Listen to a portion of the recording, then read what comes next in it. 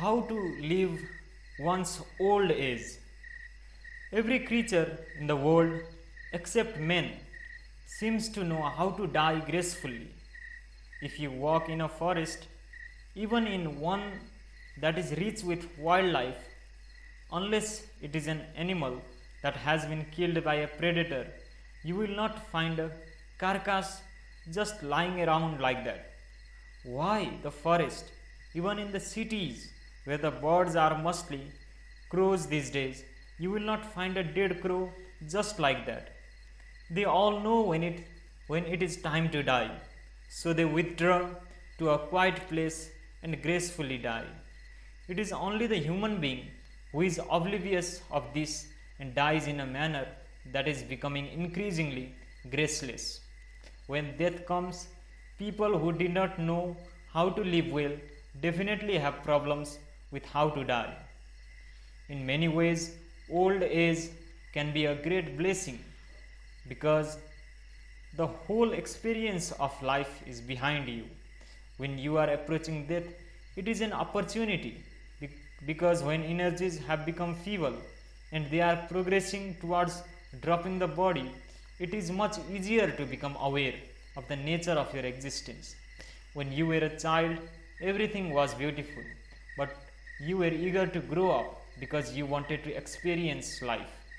When you became youthful, your intelligence got hijacked by your hormones. Whatever you did, knowingly or unknowingly, it just pushed you in that direction. Very few people are capable of raising their intelligence beyond the hormonal hijack and looking at life with clarity. All others are trapped in it. During youth, when the body is vibrant, it is very difficult to make yourself aware because you are so identified with your body that you don't see anything beyond that. However, as you age, this recedes. As the body loses its vibrancy, you become more and more aware because you cannot identify with that body which is receding.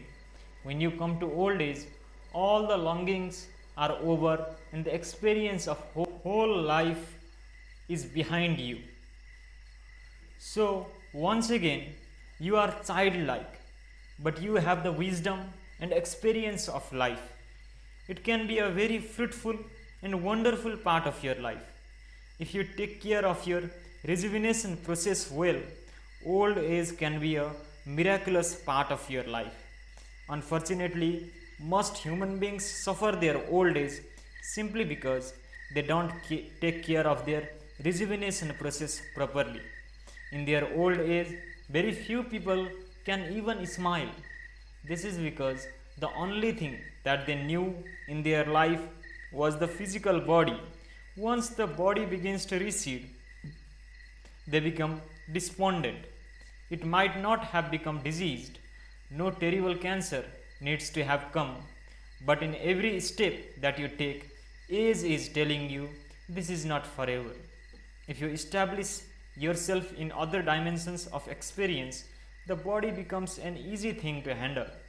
Old age and even death can be a joyful experience.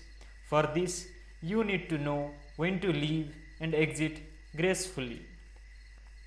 When death is definitely going to happen in the next week or two, it is so much easier to become aware. There are certain things that can be done to become more aware at that time. One should just lie down.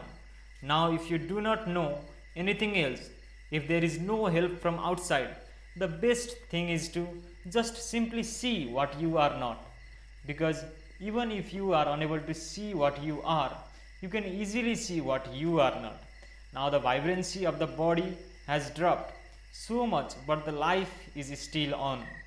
So you can see within yourself the disparity between what is you and what is the body. It is better that you spend time just seeing the distinction between what is you and what is your body. You will pass quite effortlessly. Even on a daily basis, one can make this awareness a part of one's life. When you are hungry, want to eat, just postpone it by 10 minutes. Be conscious of your hunger. Do not get busy with some other activity. Consciously postpone your meal and wait. Even when you normally sit for a meal, just be conscious of your hunger while looking at the food. Do this for just 2 minutes. Such simple methods can slowly establish the distinction between the experience of oneself from the physical body. There are, of course, more sophisticated ways of conducting this. Being hungry is a time when it is much more obvious that your body is an accumulation. Hence, there has been such significance attached to fasting in all traditions. In India, they always said you should not die among your family. People used to go to the forest to die, a practice called Banaprastha Ashram.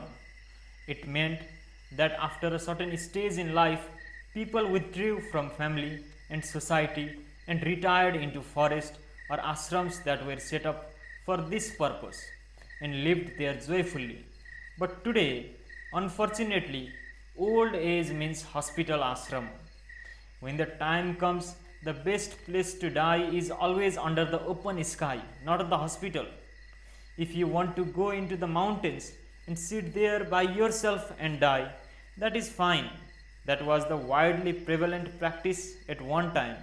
Even Dhritarashtra, who was the emperor during Mahabharata, took up Vanaprastha. He, along with his queen Gandhari and his brother's wife Kunti, went into the forest after the Kurukshetra war with just Sanjaya as an assistant. They had all become old, so they chose to go to the forest to die rather than die in the palace. Though Dhritarashtra was blind, heavily biased, and stupid in many ways, that much awareness was there in him that he should handle his death sensibly. This is the significance of cultural intelligence, or what is called samskara. This is missing in the world today. Kunti had suffered all kinds of hardship all her life. Now her children had won the war and become emperors. So at least now she could have enjoyed the palace and died in comfort. But she too decided to go and die in the forest.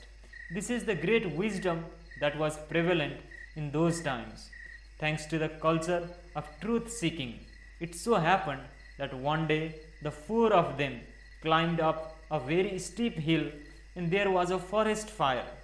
Since the three of them were old, they could not run or fight the forest fire, so they just decided to offer themselves to the fire. Dhritarashtra told Sanjaya, "You have served me very well till now, but you are still a young man. Go away. The three of us will give ourselves to the fire." Sanjay refused to leave them, and all four got willingly burned in the forest fire. What Dhritarashtra and the others did was something rather extreme, but the general population walked the well-charted path of Banaprastha ashram, which was more calibrated and worked very well for everyone. Vanaprastha can be done in a more organized way.